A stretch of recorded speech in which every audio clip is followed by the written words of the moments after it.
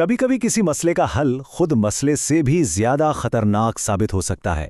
آج ہم ایک ایسی ہی پرانی کہانی سنیں گے جو بتاتی ہے کہ جب کسی مسئلے کو حل کرنے کی ذمہ داری ایک احمق اور مغرور شخص کے ہاتھ میں دے دی جائے تو ہوتا کیا ہے۔ تو ہماری کہانی شروع ہوتی ہے ایک ایسی سچویشن سے جو سننے میں تو بہت معمولی لگتی ہے، لیکن پھر دیکھتے ہی دیکھتے ایک بڑا مسئلہ بن جاتی ہے۔ قصہ کچھ یوں ہے کہ ایک علاقے میں ایک صاحب تھے، جوش میں یا شاید یوں ہی بے خیالی میں ایک اونچے درخت پر چڑھ تو گئے، لیکن جب اوپر پہنچے تو یاد آیا کہ بھئی نیچے کیسے اترنا ہے، یہ تو سوچا ہی نہیں۔ اب گھبراہٹ میں انہیں واپس آنے کا کوئی راستہ سمجھ نہیں آ رہا تھا۔ اب جب کچھ نہ سوجھا تو انہوں نے چیخنا چلانا شروع کر دیا، ارے کوئی مجھے اتارو، مجھے اتارو۔ ان کی آوازیں سن کر محلے والے اکٹھے ہو گئے، لیکن کسی کی سمجھ میں نہیں آ رہا تھا کہ اس شخص کو سلامت نیچے کیسے لایا جائے۔ آخرکار سب نے مل کر فیصلہ کیا کہ یہ مسئلہ تو گاؤں کے سردار ہی حل کر سکتے ہیں۔ اور پھر انٹری ہوتی ہے گاؤں کے نام نہاد ماہر یعنی سردار صاحب کی، جن سے سب کو ایک زبردست حل کی امید تھی۔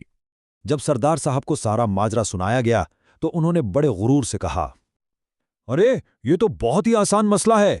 مجھے تو فکر اس بات کی ہے کہ اگر میں دنیا سے چلا گیا تو ایسے مشکل مسئلے کون حل کرے گا؟ اپنی قابلیت کے گن گانے کے بعد سردار صاحب نے بڑے اطمینان سے چائے پی اور پھر گاؤں والوں کے ساتھ ایک جلوس کی شکل میں اس درخت کی طرف چل پڑے۔ تو چلیں اب دیکھتے ہیں کہ سردار صاحب نے اس آسان سے مسئلے کا کیا شاندار حل نکالا تھا۔ جائے وقوع پر پہنچ کر سردار صاحب نے اپنا ماسٹر پلان بتایا۔ پہلا کام، ایک رسی لے کر آؤ۔ دوسرا کام، اس میں ایک پھندا بنا کر اوپر پھینکو۔ تیسرا، درخت پر موجود شخص سے کہو کہ رسی کو اپنی کمر سے باندھ لے۔ اور پھر آخری سب سے اہم کام، گاؤں کے چند طاقتور جوانوں کو حکم دیا کہ رسی کو پوری طاقت سے کھینچو۔ نتیجہ وہی نکلا جو ایسی حکمت عملی کا نکلنا تھا۔ جب جوانوں نے پوری قوت سے رسی کھینچی تو وہ بیچارہ شخص سیدھا زمین پر آ گرا۔ یہ ٹکر اتنی شدید تھی کہ اس کی ہڈی پسلی ایک ہو گئی اور وہ وہیں پر اللہ کو پیارا ہو گیا۔ لیکن کہانی یہاں ختم نہیں ہوتی۔ اب ذرا سردار صاحب کا کمال دیکھیں کہ انہوں نے اس تباہی پر کیا عجیب و غریب منطق پیش کی۔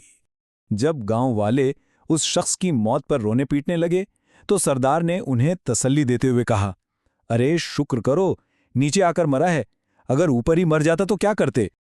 اور اپنی منطق کو مزید مضبوط کرنے کے لیے ایک اور دلیل دی، ارے بھائی اس کی تو قسمت ہی خراب تھی، ورنہ ہم نے تو نہ جانے کتنوں کو اسی طرح کنویں سے باہر نکالا ہے۔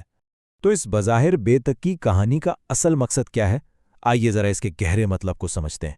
سردار کی یہ جو منطق ہے نا، یہ اس بات کی بہترین مثال ہے کہ کیسے لوگ کبھی کبھی بڑے سے بڑے نقصان میں بھی کوئی نہ کوئی فائدہ ڈھونڈنے لگتے ہیں، بھلے ہی وہ کتنا ہی بے توقع کیوں نہ ہو، یعنی سیدھی سادی تباہی کو بھی کامیابی بنا کر پیش کرنے کی کوشش۔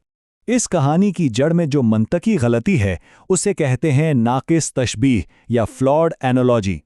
مطلب یہ کہ آپ ایک مسئلے کا حل، جیسے کسی کو کنویں سے نکالنا، اٹھا کر کسی بالکل ہی مختلف مسئلے پر لگا دیں، جیسے کسی کو درخت سے اتارنا۔ ظاہر ہے نتیجہ تو پھر تباہ کن ہی ہوگا۔